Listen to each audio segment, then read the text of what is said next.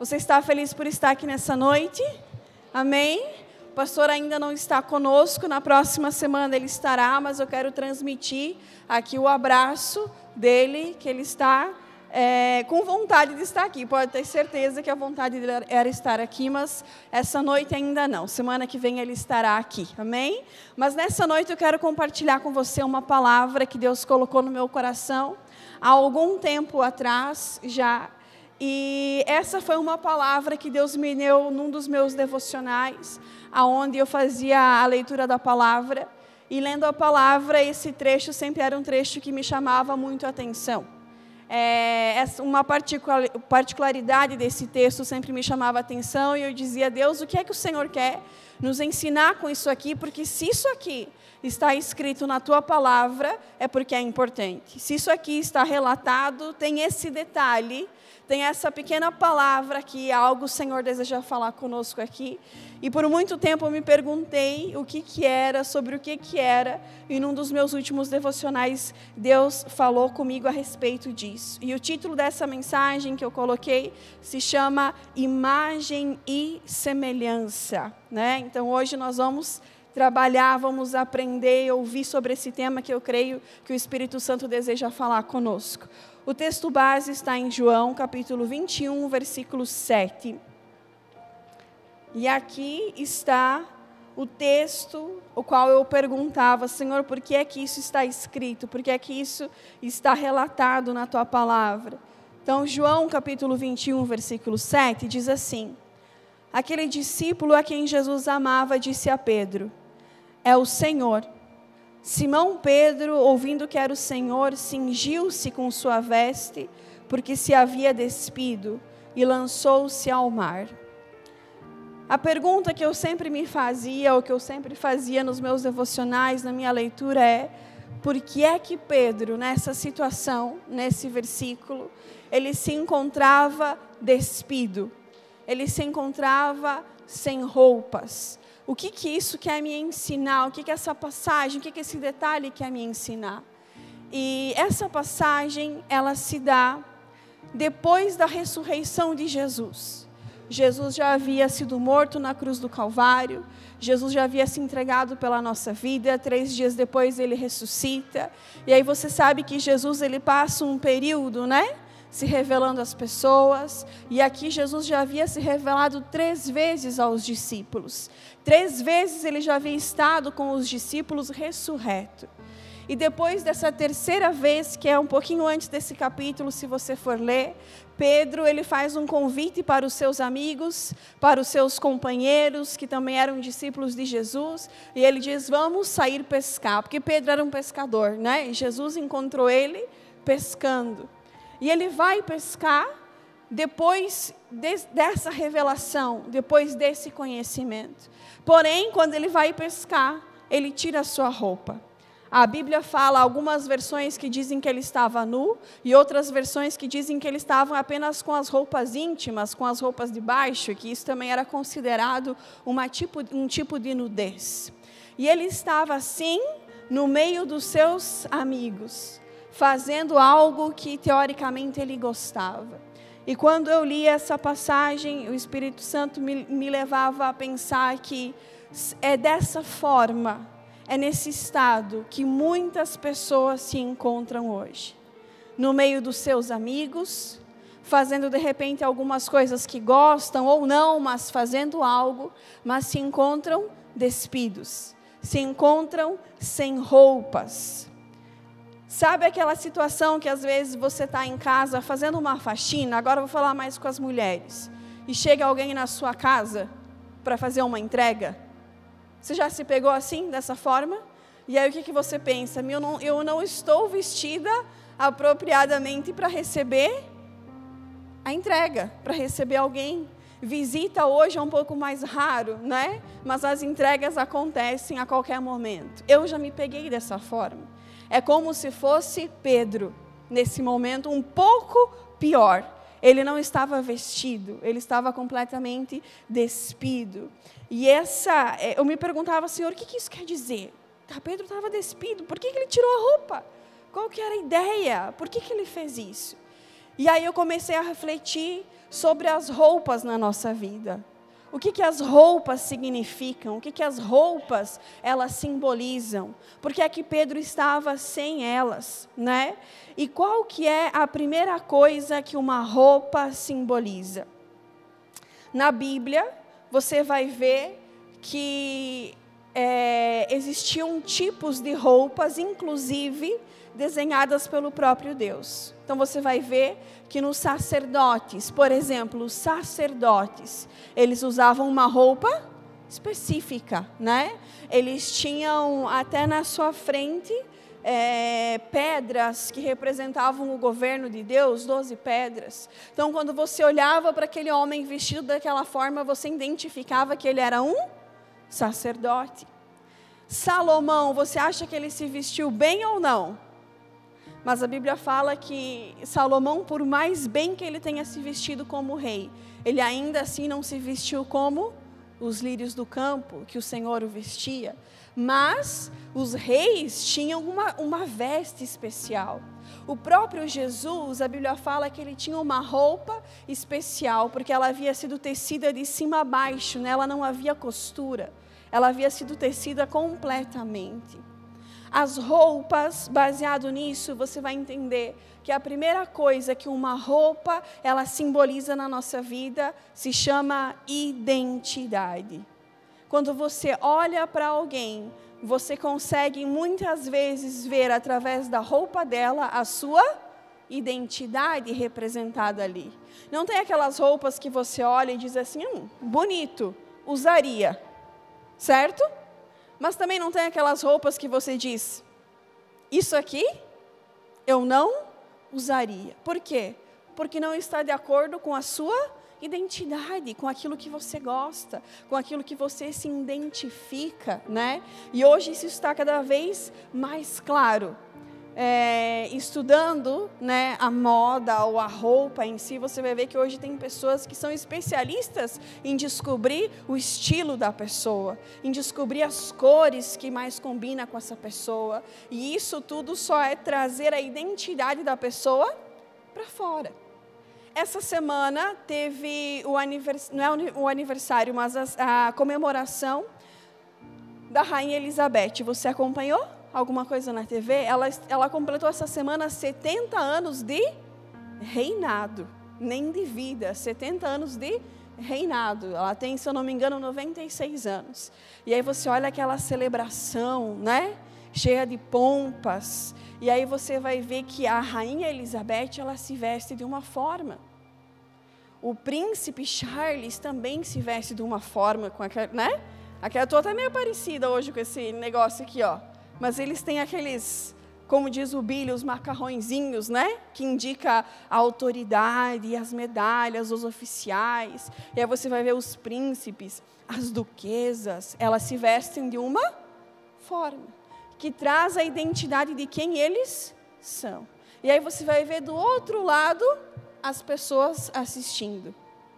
As pessoas que estão acompanhando aquela festividade. E elas se vestem como nós. Elas se vestem com casacos porque está frio, mas elas se vestem como nós, porque eles não fazem parte da realeza. Eles não têm essa identidade na sua vida, né? Por isso que a roupa, ela representa, dentre algumas coisas, a nossa identidade. E é por isso que eu falo que Pedro, quando ele estava ali nesse lugar, sem roupas, ele simboliza muitas pessoas. Porque quantas são as pessoas que estão no meio dos seus amigos, que estão no seu dia a dia, que estão no seu trabalho, que estão fazendo negócios, mas que se encontram despidos, se encontram sem identidade, não sabem quem são, não conhecem o seu propósito, não sabem o seu valor, não sabe o seu dia de amanhã, o seu futuro. Eu tenho certeza, ou quase certeza, de que todos nós, em algum momento das nossas vidas, passamos por questões existenciais. Sim ou não? A gente já não se perguntou alguma vez na vida, da onde eu vim? Para onde eu vou? Ou qual é a razão da vida? Por que eu estou aqui? Se a vida é nascer, crescer, reproduzir, morrer, qual é o sentido de tudo isso, né? E isso tudo é uma questão de nós nos perguntarmos: quem sou eu? Qual é a minha identidade? Mas eu quero dizer para você nessa noite que se você está aqui, Deus tem roupas de identidade para dar para você nessa noite. Amém? Você crê nisso? Deus tem algo, uma identidade para entregar para você, para mim, para todos nós. Saber quem nós somos é a essência da nossa identidade. Eu não falo da personalidade em si, porque a personalidade ela pode variar muito, né? Mas eu falo da essência da identidade. Aonde é que eu encontro, qual é a fonte da minha essência, da essência da minha identidade? Onde é que está? Como eu posso achar? Quando eu acho essa essência da minha identidade, eu começo a viver uma base sólida. Eu começo a construir algo permanente. Enquanto eu não encontro a minha identidade, enquanto eu não sei quem eu sou, eu estou construindo sobre a areia. A qualquer momento tudo pode desmoronar. Porque se não há identidade, se não há essência da identidade, não há solidez para a construção. Agora, onde é que eu encontro então a essência da minha identidade, a fonte da minha identidade? Você já olhou no seu documento, o seu RG, a sua identidade? Quais são as informações que contém ali? Ali diz, fulana de tal é nervosa. Fala isso? Fulana de tal fala muito. O ciclano é tímido. O fulano não tem paciência. É isso que contém no nosso documento de identidade? Não. O que contém no nosso documento de identidade é o nosso nome completo, certo? Me ajudem aí. Nosso nome completo, a nossa data de nascimento, a nossa cidade de origem, tem? E mais o quê? Filiação. Tudo o que contém no nosso documento de identidade remete à nossa origem. A nossa identidade está completamente ligada à nossa origem. Aonde eu nasci, de quem eu nasci, que dia eu nasci, completamente ligado à nossa origem. Quando você sabe a sua filiação, você começa a descobrir a essência da sua identidade. Quando você sabe de onde você veio, você começa a construir a essência da sua identidade. Sabe, eu conheci algumas pessoas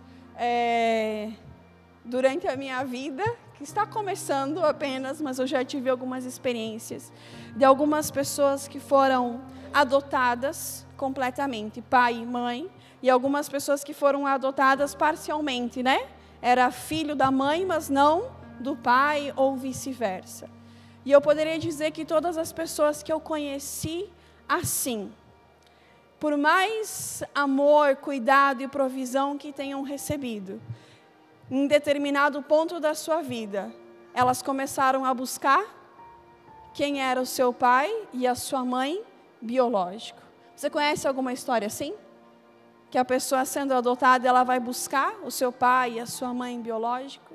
Porque não saber, por mais que isso seja apenas uma informação, que isso não vai mudar muita coisa, teoricamente ou praticamente na sua vida, mas é como haver uma lacuna na sua identidade.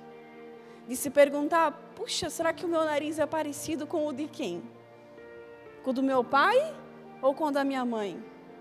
Saber a resposta para essas perguntas, quem é o seu pai?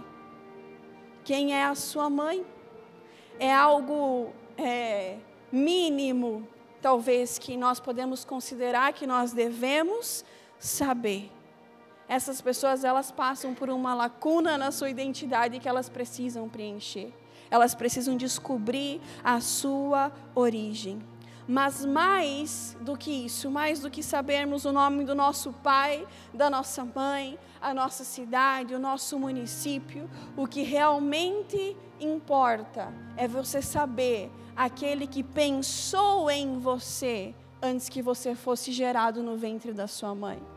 Mais importante é nós sabermos aquele que nos formou no ventre da nossa mãe, que nos chamou pelo nome naquele lugar. Aquele que formou os nossos ossos no ventre da nossa mãe. Quando nós conhecemos esta origem, nós conhecemos a nossa identidade. E aí nós paramos de andar em círculos e começamos a construir uma vida sólida, baseado nessa verdade. Eclesiastes 12, o versículo 7 diz: então o nosso corpo voltará para o pó da terra, de onde veio, e o nosso espírito voltará para Deus que o deu. Em Gênesis 1:26 fala assim: e Deus disse: façamos o ser humano a nossa imagem, conforme a nossa semelhança. Tem ele domínio sobre os peixes do mar, sobre as aves do céu, sobre os animais domésticos, sobre toda a terra e sobre todos os animais que rastejam por ela.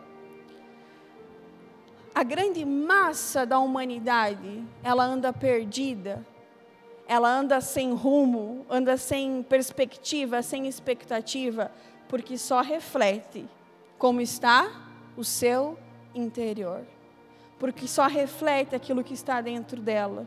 Talvez um vazio, uma ausência de saber quem é, do porquê está aqui. O Senhor, Deus é a nossa origem. Ele é a nossa origem.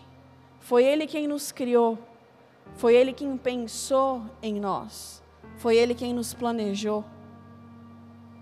Pensou em cada detalhe. Deus pensou até na costela que Ele colocaria em Adão para depois tirar e fazer a mulher.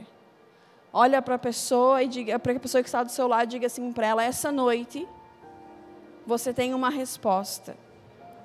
Sabe qual é a sua origem? Diga para ela assim: é Deus.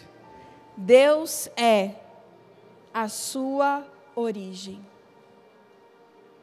Mas essa ideia, essa identidade, ela precisa ser recebida, ela precisa ser encontrada. Essa é uma identidade que não pode apenas ser entendida, porque certamente eu não sou a primeira pessoa que te falo isso. Talvez os seus pais já te falaram isso, talvez você já ouviu em algum lugar que a sua origem é Deus, mas isso não pode ser um conhecimento. Isso precisa ser algo que você vai receber na sua vida. Isso precisa ser algo que você vai encontrar na sua vida. Isso precisa ser algo que mude o seu documento, que troque lá a sua filiação para você entender quem você é e qual é a sua identidade, a sua origem. Nós vemos que no jardim do Éden, Adão e Eva, eles estavam lá, né? E estavam vivendo muito bem até o momento em que eles acabaram pecando, né? Fizeram aquilo que Deus disse que eles não deveriam fazer e comeram do fruto. E qual foi a primeira coisa que aconteceu quando eles pecaram? Você sabe qual foi uma das primeiras coisas? Eles perceberam que eles estavam nus. Eles perceberam que eles estavam sem roupas. E esse é um dos papéis do pecado na vida do homem. O pecado, ele rouba a nossa identidade. Ele deturpa a nossa identidade, ele desvia o homem da sua origem. Foi isso que aconteceu com Adão e com Eva. Em Gênesis, o capítulo 3, o versículo 7, diz assim. Eu vou guardar e subir lá. Gênesis 3, 7. Então os olhos de ambos se abriram, e percebendo que estavam nus, costuraram folhas de figueira e fizeram cintos para si. Quando eles pecaram, quando eles comeram do fruto, os olhos deles foram abertos e eles perceberam que estavam nus. Mas, na verdade, Adão e Eva, eles viviam cobertos pela glória de Deus. As suas vestes, as suas roupas, a sua identidade era a glória de Deus sobre a sua vida. Quando eles pecam, eles perdem o quê? Essa identidade. Eles percebem que eles estão nus. eles percebem que eles estão agora sem identidade, porque o pecado ele desvia o homem da sua origem. No versículo 21 do mesmo capítulo, Gênesis 3, 21, eu quero ler com você.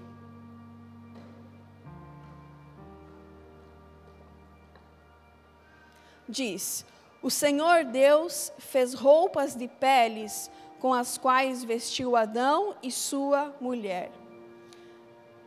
Quando Adão e Eva, eles percebem que eles estão nus, eles procuram folhas de figueira, a Bíblia fala.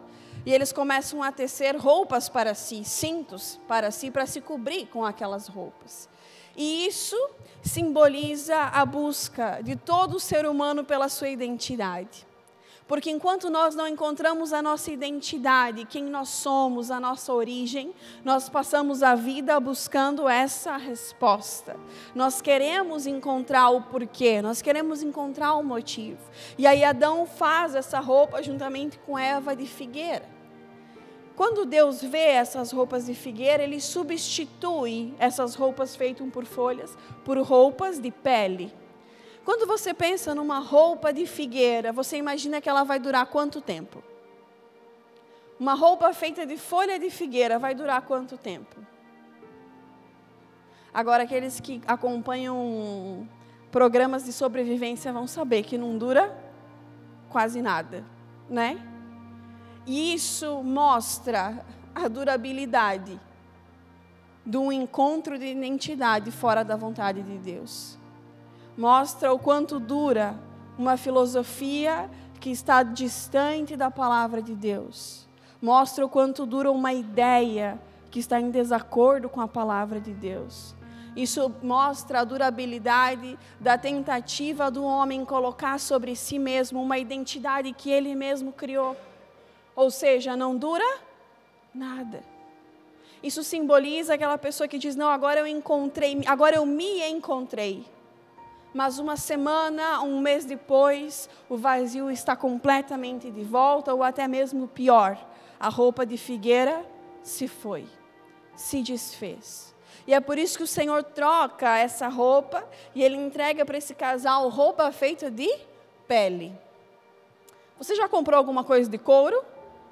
Faz um tchauzinho aí para mim se você já comprou uma coisa de couro. E o que você fala para você mesmo quando você compra uma roupa de couro? Eu vou comprar porque vai durar. Não é isso que a gente fala? Vou comprar porque vai durar a vida inteira, isso que vai virar herança. Vai ficar para minha filha, isso aqui é um investimento que vale a pena, eu vou fazer porque eu vou poder usar a vida toda. E mais do que isso, porque sim, a obra de Deus ela é duradoura na nossa vida. A obra de Deus, a identidade de Deus é aquilo que nos garante a eternidade. Ou seja, para sempre. Mas mais do que isso, fazer uma roupa feita de pele significava derramamento de sangue. Para que uma nova veste fosse dada ao homem, para que uma nova identidade fosse entregada ao homem, era necessário o derramamento de sangue. E essa roupa sobre Adão e Eva, ela se torna uma roupa profética. Uma roupa daquilo que aconteceria no futuro, para restabelecer e recuperar permanentemente a identidade do homem. Essa roupa, ela significava o sacrifício de Jesus na cruz do Calvário. Essa roupa significava o derramamento do sangue de Jesus na cruz do Calvário. Porque é nesse lugar, é na cruz do Calvário, é no sangue de Jesus, é no seu sacrifício pelas nossas vidas, que nós podemos receber a identidade de Deus na nossa vida. Que nós podemos possuir essa identidade e não apenas a teoria, mas receber isso como uma verdade na nossa vida. 1 Coríntios 15, 45 diz assim: pois está escrito, o primeiro homem, Adão, se tornou um ser vivente, mas o último Adão é espírito vivificante. Lucas 19, 10 diz, porque o Filho do Homem veio buscar e salvar o perdido, ou o que estava perdido. Quando Jesus Cristo se entrega na cruz do Calvário, Ele está salvando e recuperando o que se havia perdido. A nossa identidade, a nossa origem reestabelecida. E foi nesse lugar que Jesus recuperou a nossa imagem e semelhança. É no encontro com Jesus, é no encontro com a cruz do Calvário, com o seu sangue derramado, que nós recebemos a imagem e semelhança que o pecado tirou de nós, que o erro roubou de nós. É nesse lugar que a nossa identidade se torna real. É nesse lugar onde você deixa apenas de saber e passa a viver como sendo resgatado, como sendo filho, como sendo alvo das promessas de Deus, como sendo adotado, como sendo recebido como um filho. E é interessante ver essa busca do homem pela identidade e, ao mesmo tempo, uma fuga do olhar de Deus. Você vê Adão e Eva nus, eles preparam roupas para se de figueira, mas quando Deus aparece no jardim, eles se escondem.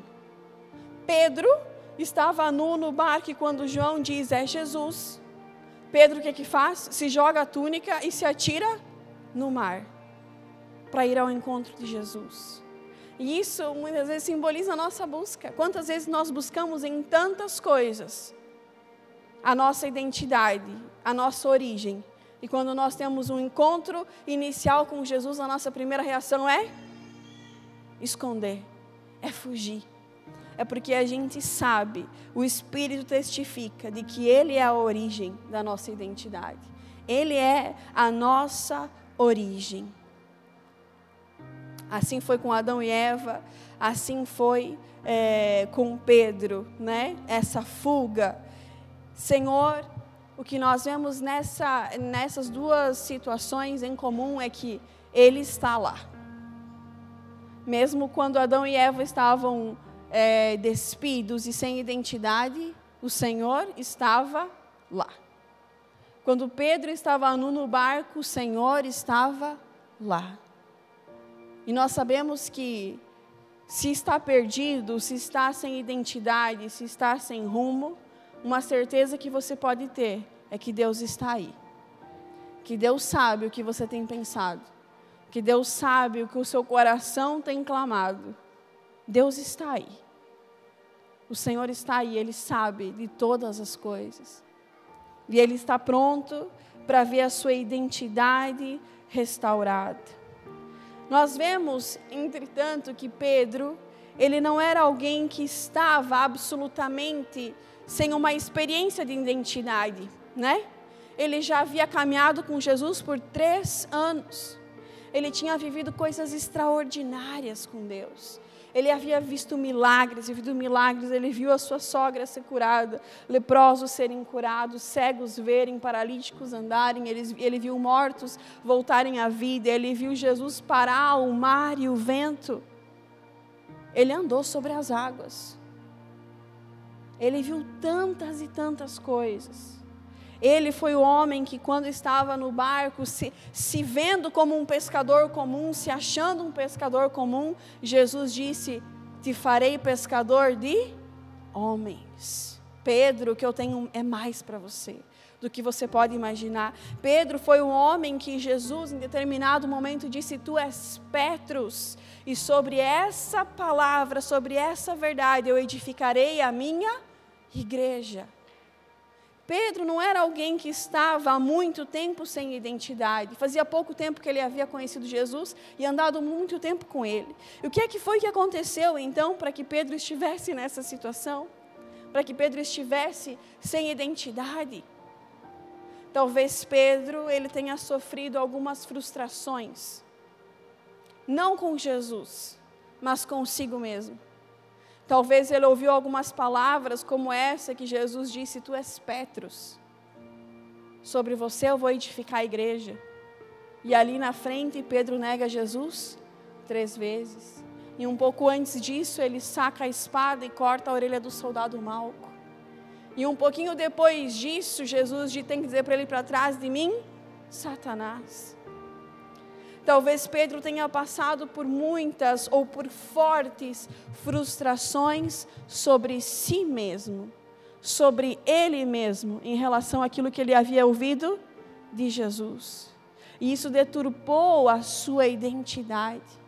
Quantas talvez foram as coisas que você ouviu como uma promessa, que você ouviu como uma direção, que você recebeu uma palavra, você vai ser isso, você vai alcançar determinada coisa, você será assim, mas o tempo vai passando e você vai tentando e muitas vezes a frustração vem, o desânimo vem e quando você menos percebe, você já está sem identidade, você já está despido, você já não sabe mais quem você é. Mas, assim como o filho pródigo, quando ele saiu da casa do pai, quando ele resolve retornar, o pai fala para os seus servos, depressa, tragam para ele uma nova veste, tragam para ele uma nova roupa, porque ele voltou para casa e de hoje em diante ele vai viver como filho. Ele vai viver como herdeiro, porque ele tomou a decisão de estar de volta. Dessa mesma forma, Jesus estava lá na praia, assando um peixe, abençoando a pescaria, para trazer de volta sobre a vida de Pedro a identidade que ele havia perdido, para restaurar a sua origem e a sua identidade. E como é que Jesus faz isso? Como é que Jesus, ele restabelece a identidade sobre Pedro, a sua origem sobre Pedro? Em João capítulo 21, versículo 16, Jesus faz isso através de 3 perguntas. Em 3 perguntas, Jesus restabelece a identidade de Pedro. E aí diz, em João 21, 16...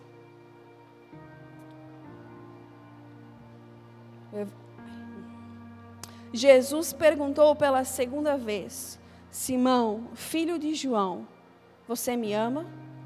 Ele respondeu, sim, o Senhor sabe que eu amo.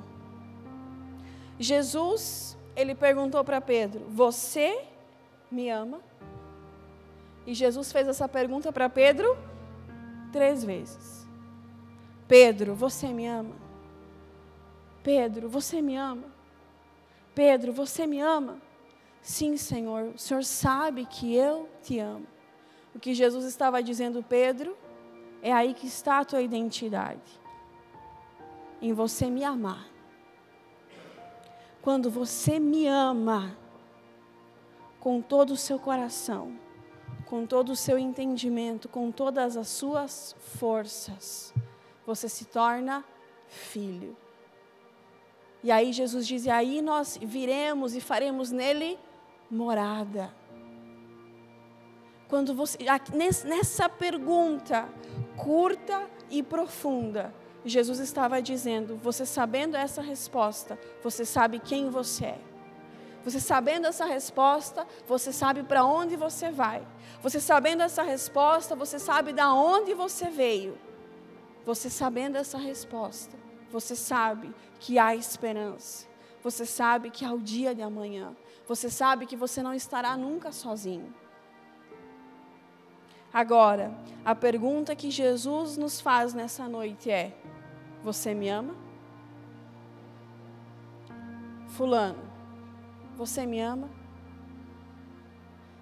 Se você me amar, será amado do meu Pai. Se você puder dar essa resposta ao Senhor nessa noite, e ela for com toda a sinceridade do seu coração, sim, Senhor, eu te amo. Sim, Senhor, tu sabes que eu te amo. A tua identidade será restaurada. A tua origem ficará muito clara. A sua vida ficará muito clara. Saber a sua origem e amar a Jesus é ter a sua identidade restaurada. Agora, a segunda e última coisa que as roupas representam, e eu vou encerrar, eu gostaria que colocasse no telão uma imagem, a primeira imagem. Não sei se vai entrar nesse ou naquele. Aqui, vocês conseguem ver bem? Ou a luz atrapalha um pouco? O que é que você está vendo aqui? O que é? Como é que você sabe? Como é que você identificou que ela era uma enfermeira? Vamos ver o próximo. Próxima imagem. O que ele é? Como você sabe? Onde é que está mostrando que ele é bombeiro? Próximo e último. O que ela faz? Ela é policial. Como é que você sabe? Por causa da roupa. Quantos aqui usam um uniforme para ir trabalhar? Você tem um uniforme. Essa roupa que você usa, quando você veste para sair da sua casa, você está mostrando que você está saindo para cumprir uma missão. Você bota lá, o André bota lá a roupa dele, e ele sai para cumprir uma missão. Essa roupa mostra que ele está saindo para trazer carros à vida novamente. Ele vai consertar carros. Quando você vê um policial, você vê a missão que ele tem. Guardar e proteger, eu não sei direito, mas você quer proteger alguma coisa. Ele tem aquela missão. A segunda coisa que as vestes, que as roupas representam é missão. O que eu sou chamado para fazer, o nosso propósito. Ontem nós estávamos aqui com os jovens, e nós estávamos fazendo algo muito legal com os jovens aqui, o projeto do coração. E eu falava com eles como é interessante e fantástico que desde o princípio, desde Gênesis, Deus nos convida a fazer parte da sua obra. Você olha lá em Gênesis, Deus criou o céu, terra, mar, tudo que neles há, e plantou o homem nesse jardim chamado Éden. E ali Deus tinha comunhão com esse homem, e ele disse, olha, agora eu vou trazer os animais aqui à sua frente, e você vai fazer o que com os animais? Você vai dar nomes. E todos os nomes que você disser, assim eles serão chamados. Deus não podia ter dado nomes? Deus não deu o nome de Adão para Adão? Mas Deus, desde Gênesis, Ele chama os seus filhos para fazerem parte da sua obra, para cumprirem uma missão. Você já viu aquele adolescente ou aquela criança que gosta muito de ficar no quarto? Eu já vi, você já viu? O que o pai e a mãe falam? O que o pai e a mãe falam? Sai do quarto, vem aqui comer com a gente, ajuda a tua mãe, ajuda o teu pai. Qualquer pai e mãe não querem ver os seus filhos isolados da obra da sua casa, da obra da sua família. E com Deus é a mesma coisa. Ele nos criou, nos deu a sua identidade, não para que nós ficássemos isolados, mas que nós estivéssemos fazendo parte da sua obra, parte da sua missão. A segunda coisa que a roupa representa é missão. E Pedro estava sem ela. Pedro estava sem identidade, ele estava sem missão, e novamente Jesus restaura a missão de Pedro, agora não com uma pergunta, mas com uma afirmação. Jesus diz para Pedro, lá no versículo que nós lemos, João 21:16, Jesus perguntou pela segunda vez, Simão, filho de João, você me ama? Ele respondeu, sim, o Senhor sabe que eu o amo. Jesus lhe disse, pastoreie as minhas ovelhas. Quando Jesus, ele pergunta para Pedro, você me ama? Ele estava restaurando identidade. Quando Jesus fala para Pedro, então apacenta as minhas ovelhas, ele estava restaurando a missão. Ele estava dando uma veste completa para Pedro, e tudo aquilo que isso significava e simbolizava. Jesus nos deixou uma missão em Mateus 28:19, quando ele diz, portanto, vão e façam discípulos de todas as nações, batizando-os em nome do Pai, do Filho e do Espírito Santo. Ou seja, que Jesus estava dizendo, preguem o Evangelho, falem sobre mim, falem sobre a obra, levem as boas novas, levem a origem e a identidade que todo homem e toda mulher devem ter. Isso é formar discípulos. Quando você leva a identidade e a missão, isso é restaurar a imagem e a semelhança que o Senhor projetou lá na criação.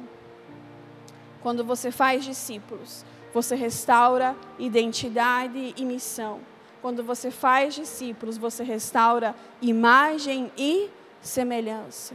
Deus quer que nós sejamos a sua imagem, a sua identidade, a sua semelhança, a sua obra, a participar da sua casa, a participar da sua obra.